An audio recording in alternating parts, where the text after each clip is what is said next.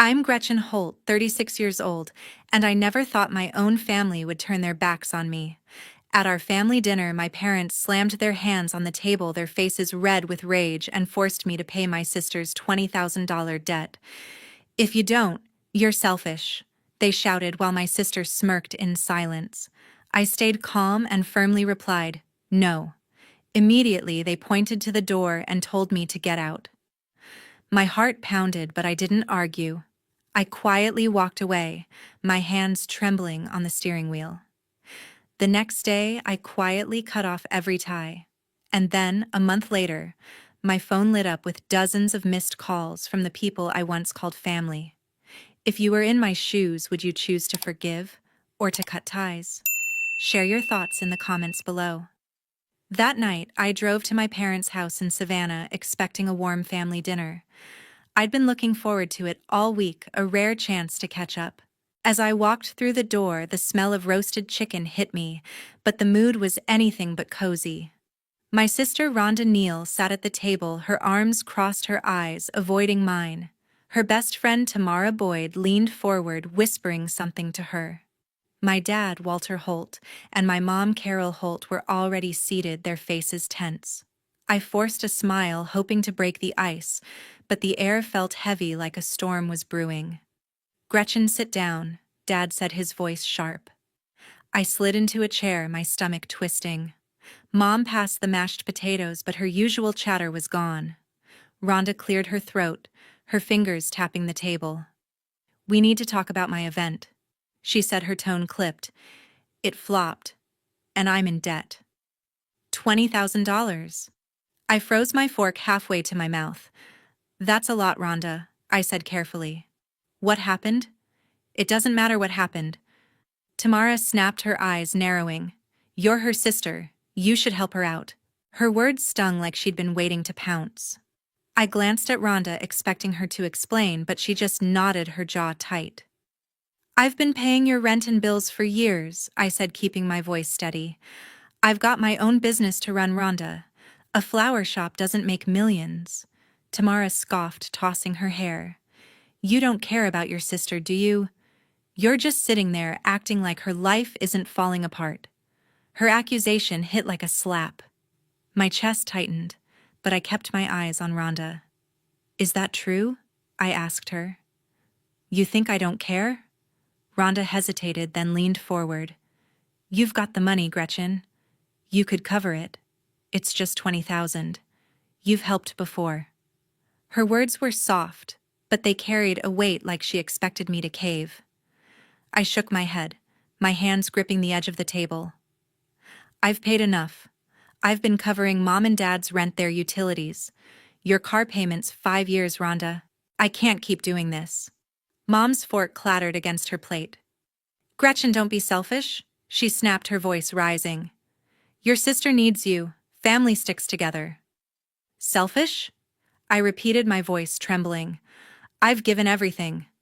When have any of you thanked me?" Dad slammed his hand on the table, making the glasses shake. "Enough," he barked.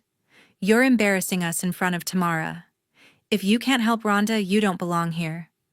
My breath caught. I looked at Mom, hoping she'd say something, anything to soften his words. But she just stared at her plate, her lips pressed tight. Rhonda folded her arms, her face blank, like she'd already won. Tamara smirked, her eyes glinting with satisfaction. "Get out," Dad said, pointing to the door. "If you're not going to be a family, then leave." My heart pounded, a mix of shock and pain ripping through me. I stood my chair, scraping the floor. "You're choosing her debt over me?" I asked, my voice barely above a whisper. No one answered. Mom looked away. Dad's face was stone, and Rhonda just stared at the table. Tamara's smirk widened like she was enjoying the show. I grabbed my purse, my hands shaking, and walked to the door.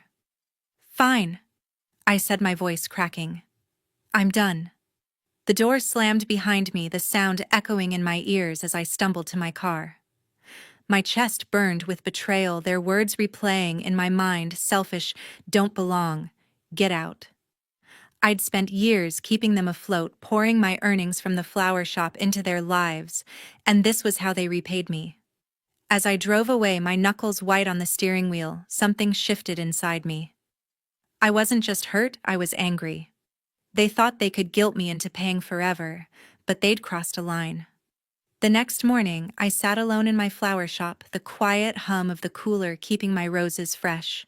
My laptop glowed on the counter, open to my bank account. I clicked through the transactions, my eyes scanning years of payments I'd made for my family. Rent for Walter and Carol's house, $1,200 a month, sometimes $1,500 when taxes went up. Electric bills, water bills, even their internet, 5 years of it. Thousands of dollars funneled from my flower shop's earnings.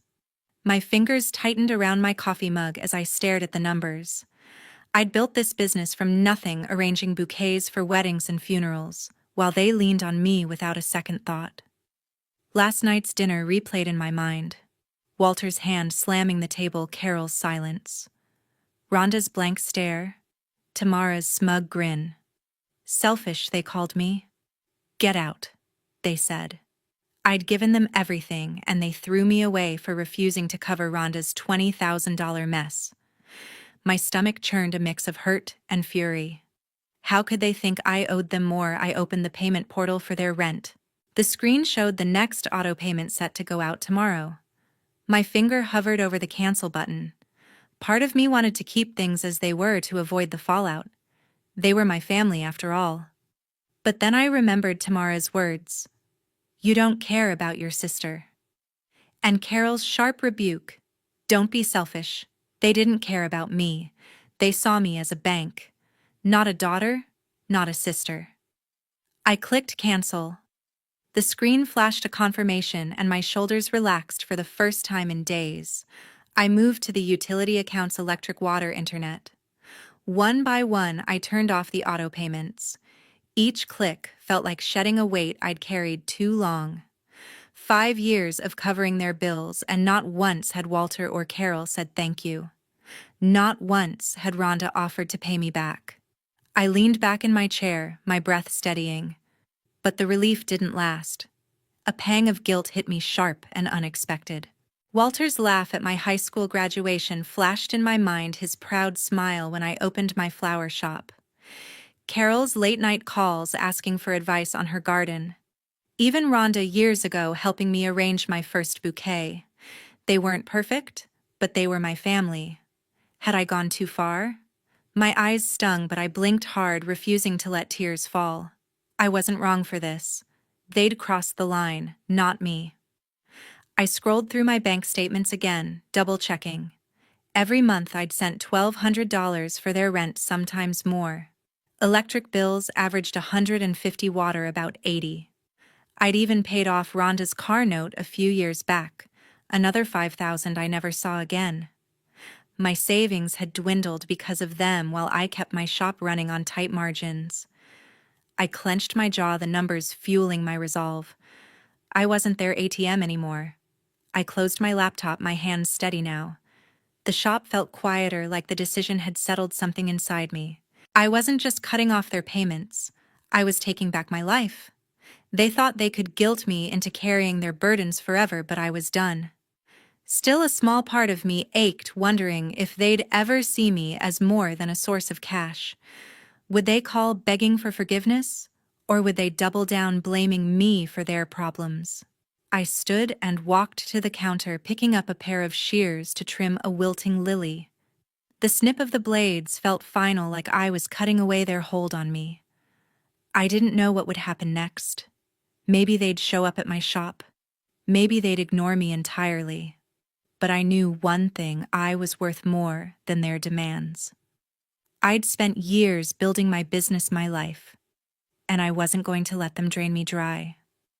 A month later, my phone buzzed with Rhonda's name. I hesitated, my thumb hovering over the screen. After that dinner, I hadn't heard from her, Walter, or Carol.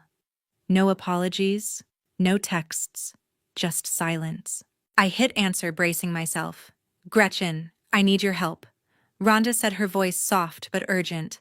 I'm planning a new event, a big one. It's $15,000 to get it off the ground. My career depends on it. I gripped the phone, my jaw tightening. 15,000, I said, my tone flat. Rhonda, you're asking for more money after they kicked me out. It's not like that. She rushed, her words tumbling over each other. This event could save my business. You've always come through for me. Please. I paced behind the counter, my sneakers squeaking on the tile. Her plea stirred something in me, anger, not pity. You sat there while Walter and Carol threw me out, I said, my voice sharp.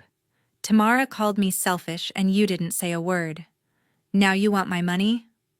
Rhonda went quiet, then sighed. I didn't mean for it to go that far. But I'm desperate, Gretchen. You're my sister. Your sister? I snapped, my blood boiling. I paid your car note, covered their rent for years. You think I'm a bank you can keep tapping? I stopped pacing. My hand clenched around a pair of scissors. I wasn't falling for her sob story again. No, Rhonda, I said firmly. I'm done. She started to protest, but I hung up, my heart racing. Her nerve calling me after everything lit a fire in me. I wasn't just going to sit back. They needed to know I wasn't their doormat anymore. I opened my desk drawer, pulling out a stack of old receipts. I started sorting through them, my hands moving fast. Bank statements, payment confirmations, anything showing the money I'd poured into their lives. I logged into my email, searching for messages from Rhonda. There they were, texts from years ago thanking me for covering her bills, promising to pay me back. Lies. I saved every one, my fingers trembling with purpose. Then I checked my bank app, downloading records of transfers to Walter and Carol, over $60,000 in 5 years. Each transaction felt like a betrayal, a reminder of how they'd used me. That evening, I sat on my couch, the receipts and screenshots spread across my coffee table. My boyfriend, Bradley Owen, walked in, his laptop bag slung over his shoulder. He took one look at the mess and raised an eyebrow. What's all this? He asked, sitting beside me. They think they can keep taking, I said, my voice low but steady. Rhonda called today asking for 15,000. I'm done, Bradley. I'm going to show everyone what they've done. He nodded, his hand resting on mine. You're stronger than they think, he said. Don't let them make you doubt yourself. Keep going. His words grounded me, pushing back the anger threatening to boil over. I leaned into him, feeling a spark of resolve. With Bradley in my corner, I knew I could do this. The next day, I was restocking roses at the shop when a regular customer stopped by. She asked how I was holding up, mentioning rumors about my family's fight. I shrugged, but the words slipped out. I'm done covering for them. I've got proof of everything. Her eyes widened and I realized my mistake. Word spreads fast in Savannah. By evening, my phone pinged with a text from a mutual friend. Rhonda's freaking out. She heard you're planning something. I stared at the message, my pulse quickening. I hadn't meant to tip my hand, but it was too late. Rhonda was scared, and that told me I was on the right track. I saved another screenshot, my mind racing with what was coming. 2 weeks later, I sat at my desk ready to fight back. My laptop screen glowed with folders of evidence, receipts, bank transfers, and old messages from Rhonda. I dragged each file into a timeline, my fingers steady as I built a case that would expose the truth. Every document told a story, 5 years of me footing Walter and Carol's bills, thousands sunk into Rhonda's endless emergencies. I wasn't just organizing papers, I was crafting a weapon. As I scrolled through Rhonda's old texts, one stopped me cold. Sent 3 years ago, it read, "Thanks for the cash, sis. I'll pay you back when my events take off, promise." Another from last year. "You're a lifesaver, but don't tell anyone I'm struggling." My stomach twisted. She'd known exactly what she was doing, using my money while playing the victim. That message was gold proof she'd taken advantage of me. I saved it to my main folder, my resolve hardening. I needed someone to amplify this truth. I opened my email and typed a message to Phyllis Klein, a freelance journalist I'd met at a local wedding expo. She'd written pieces exposing shady businesses in Savannah, and I trusted her to handle this right. Phyllis, I wrote, I've got evidence my family's been exploiting me. Can we meet? Within an hour, she replied, let's talk tomorrow. The next day, Phyllis sat across from me at a coffee shop, her notebook open. Show me what you've got, she said, her voice calm but curious. I slid my laptop toward her, walking her through the timeline receipts for rent payments, bank transfers to Walter and Carol, Rhonda's texts, admitting she'd leaned on me. Phyllis's eyes narrowed as she read the message where Rhonda promised to pay me back. This is damning, she said, scribbling notes. We can make this public, but it needs to hit hard. Where's Rhonda most visible? The community fair, I said, my voice firm. She's organizing it next month. Everyone in Savannah will be there. Phyllis nodded, her pen moving fast. Perfect. We'll release the story there. Blog post, maybe a speech. Let the town see who she really is. We spent an hour mapping it out. She'd draft an article, I'd provide the evidence, and we'd time it for maximum impact at the fair. My heart raced, but not with fear. This was excitement. I was finally taking control. Back at my flower shop, I called Bradley. He answered on the first ring, his voice warm. How's it going, Gretchen? He asked. I told him about Phyllis and our plan, my words spilling out. I'm not backing down, I said. They've underestimated me for too long. Bradley chuckled, a sound that steadied me. You're unstoppable, he said. But stay sharp, they'll fight dirty when they hear about this. We talked strategy, how to present the evidence clearly, how to handle backlash. He suggested practicing my speech, keeping my voice steady to win the crowd. You've got this, he said. Show them who you are. His confidence fueled mine like a fire catching fresh kindling. That evening, I tested my speech in front of my bathroom mirror, my voice growing stronger with each line. For years, I paid their bills, their rent, their debts. I practiced imagining Rhonda's face, and they called me selfish. Each word felt like a step toward justice. I wasn't just fighting for me. I was fighting for every dollar I'd lost, every sleepless night I'd spent worrying about their problems. I closed my laptop, my mind buzzing with purpose. The fair was weeks away, but I was ready. With Phyllis's pen and Bradley's support, I wasn't just exposing Rhonda, I was rewriting my story. A week later, my phone lit up with notifications. Tamara's post in a Savannah community group cut straight to my heart. Gretchen Holt is a selfish sister who'd rather tear her family apart than help. She's jealous of Rhonda's success and refused to support her. My eyes stung as I saw Rhonda's name under the post. She'd liked it, endorsing the lie.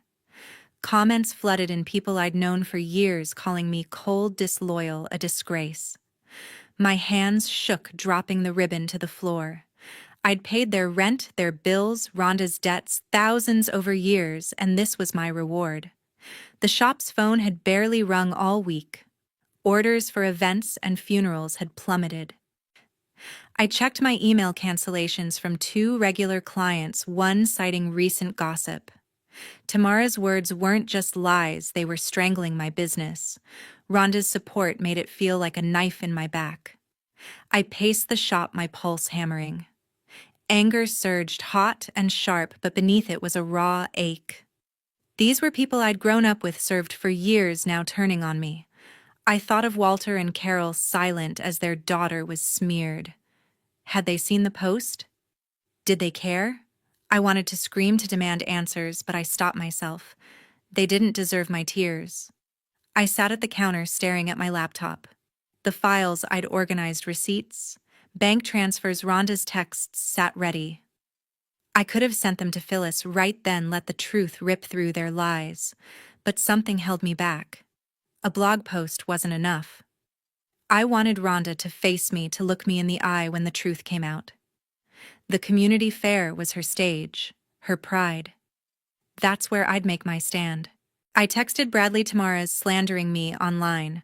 Rhonda's backing her. I'm done hiding. He called immediately, his voice steady. "They're scared, Gretchen," he said. "You've got everything you need to shut them down. Don't let this break you." His words were a lifeline, pulling me from the hurt. I nodded, though he couldn't see me. "I'm not breaking," I said. "I'm fighting."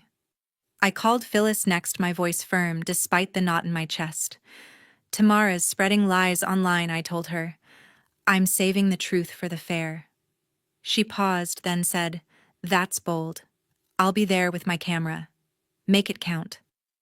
Her confidence fueled mine like a spark catching dry wood. I wasn't just angry, I was ready. By evening, another text came from a friend. "Tamara's post is everywhere. Rhonda's telling people you abandoned her." My jaw clenched, but the news only sharpened my focus. Their lies were piling up, but I had the truth, every receipt, every message. I imagined Rhonda at her fair, smiling for the crowd, oblivious to what was coming. Let her enjoy her moment. I'd make sure it didn't last. I closed the shop early, my resolve ironclad. The day of Rhonda's community fair arrived. I stood at the edge of Savannah's fairgrounds, the air buzzing with laughter and music. Booths stretched along the street, vendors selling crafts and food under Rhonda's banners. My heart pounded, but my hands were steady, clutching a folder of evidence, receipts, bank transfers, Rhonda's texts. Bradley stood beside me, his presence grounding. "You're ready," he said, squeezing my arm. Phyllis was nearby, her camera poised to record. This was it, my chance to set the record straight. Rhonda took the stage for her opening speech, all charm and smiles, shaking hands with locals. Tamara lingered at the edge, her eyes darting nervously. I waited, my breath calm, until Rhonda opened the floor for questions. I stepped forward, raising my hand. The crowd hushed, heads turning. Rhonda's face drained of color, her smile freezing. "I have something to say," I announced, my voice cutting through the air. I climbed onto the stage, ignoring Tamara's scowl. "For years, I paid my family's rent, $1,200 a month, sometimes more. I covered their bills, my sister's debts, $60,000 total. And what did I get? Lies. They called me selfish, spread rumors to ruin me." I held up the folder, pulling out a receipt. "This is proof, 5 years of payments to Walter and Carol." I showed a text from Rhonda: "Thanks for the cash SS. Don't tell anyone I'm struggling." The crowd gasped, whispers rippling. Rhonda's mouth opened, but no words came. I turned to her, my gaze unflinching. "Why did you lie, Rhonda? Why say I abandoned you when I carried you for years?" Tamara stepped forward, her voice sharp. "You're twisting the truth, Gretchen." But I held up another receipt, silencing her. "This isn't twisted. It's fact." Phyllis moved closer, her camera rolling. The crowd's murmurs grew louder, some nodding, others glaring at Rhonda. A woman shouted, "Is that true?" "Rhonda," another called. "You owe her an apology." Rhonda stammered, I didn't mean to hurt anyone." Her voice cracked, her charm crumbling under the weight of eyes on her. I kept going, my voice steady. "I built my flower shop from nothing. I gave everything to my family, and they turned on me." Tamara posted lies online, saying I'm jealous that I broke our family. But here's the truth: they used me then, discarded me. I held up the folder again, letting the evidence speak. The crowd's support swelled, claps, cheers, a few shaking their heads at Rhonda. Tamara tried again, her face red. "You're just bitter," she shouted. But the crowd wasn't listening. A vendor I knew yelled, "We trust Gretchen. She's always been fair." Rhonda's shoulders slumped, her eyes darting to the exit. She'd lost them, her own fair, her own stage. Phyllis caught my eye, giving a subtle nod. She'd post the video online, letting the truth spread further. Bradley stepped closer, whispering, "You did it." I felt a rush of triumph, but a small pang lingered. Walter and Carol weren't here, but they'd hear about this. I'd wanted them to see me stand tall, but their absence didn't dim my victory. By evening, my shop's phone was ringing again. New orders, apologies from old clients. A local restaurant owner approached me saying, "I'm sorry, I doubted you. Your shop's getting my business." Rhonda's fair went on, but the whispers followed her. She'd lost her shine, her event tainted by the truth. I walked away from the stage, my head high, the weight of years lifting. I'd taken back my name, and no one could take that away. 3 months later, my shop was thriving again. The scent of fresh lilies filled the air as I arranged a new display near the window, sunlight streaming across the polished counter. Savannah's streets bustled outside, but inside my flower shop I felt a quiet peace. The chaos of the past year, Rhonda's lies, Tamara's slander, Walter and Carol's betrayal had settled into a distant hum. I'd faced them all at the fair, and now the consequences were unfolding. Word spread fast after that day. Rhonda's event planning business crumbled under the weight of her exposed lies. Clients canceled contracts, vendors distanced themselves, and her name became a cautionary tale in Savannah's tight-knit community. I heard from a local caterer that Rhonda had lost a major wedding gig, her reputation too tarnished to recover. The debts she'd dodged, bills I'd once paid, caught up with her. Walter and Carol, too, faced the fallout. Without my support, their unpaid rent and utilities piled up, forcing them to leave town. A neighbor mentioned seeing their house listed for sale, their belongings packed into a moving truck. They were gone, and I didn't care to know where. I blocked their numbers. Rhonda, Walter, Carol, Tamara. No calls, no texts, no apologies. I was done carrying their burdens, done hoping for change. The silence felt like freedom, a weight lifted from my shoulders. I'd spent years tying myself to people who didn't value me, but no more. My life was mine now, and I was building it on my terms. The shop became my sanctuary. I hired Kevin Walsh, my employee at the flower shop, to help manage the growing orders. Kevin was young, barely 28, with a quick smile and a knack for arranging bouquets. "You're killing it, Gretchen," he said one afternoon, tying a ribbon around a wedding order. I laughed, handing him a pair of shears. "Couldn't do it without you, Kevin." His support, small but steady, reminded me I wasn't alone. Bradley was my rock. We spent evenings planning the shop's expansion, a new section for custom arrangements, a small cafe corner for walk-in clients. One night, as we sat on my porch, the Savannah sunset painting the sky orange, he took my hand. "I'm proud of you," he said, his voice warm. "You didn't just survive, you built something better." I smiled, leaning into him. "Couldn't have done it without you, Bradley." His presence made every step feel lighter, every victory sweeter. The shop's success was proof of my strength. Orders poured in, weddings, birthdays, even a contract for the city's spring festival. Customers stopped by with kind words, some apologizing for doubting me during the rumors. A local baker who'd once sided with Tamara's lies brought me a box of cupcakes as a peace offering. "We were wrong about you," she said. I nodded, accepting the gesture but keeping my guard up. I'd learned who to trust. One morning, as I sorted invoices, Kevin burst in, holding his phone. "You've got to see this," he said, showing me a local blog post.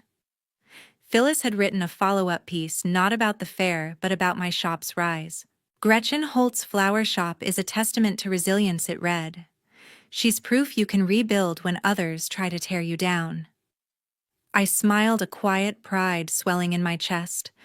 Phyllis hadn't just been a journalist. She'd become a friend, someone who saw my worth. I thought about my family sometimes, but not with anger. The hurt had faded, replaced by clarity. Rhonda, Walter, Carol, they'd chosen their path and I'd chosen mine. I didn't need their approval to know my value. My real family was here: Bradley, who believed in me, Kevin, who worked by my side, even Phyllis, who'd helped me tell my story. They were the ones who mattered, the ones who lifted me up instead of pulling me down. As I locked the shop one evening, the neon sign glowing softly, I paused to take it in. This was my life now, a business I'd grown, a home I'd built, people who respected me. I'd spent too long sacrificing for those who didn't care, pouring my heart into empty promises. Never again. The lesson was hard-won but clear. Don't give yourself away to people who don't see your worth. I walked home under the stars, my steps light, my heart full. I was Gretchen Holt, and I was enough.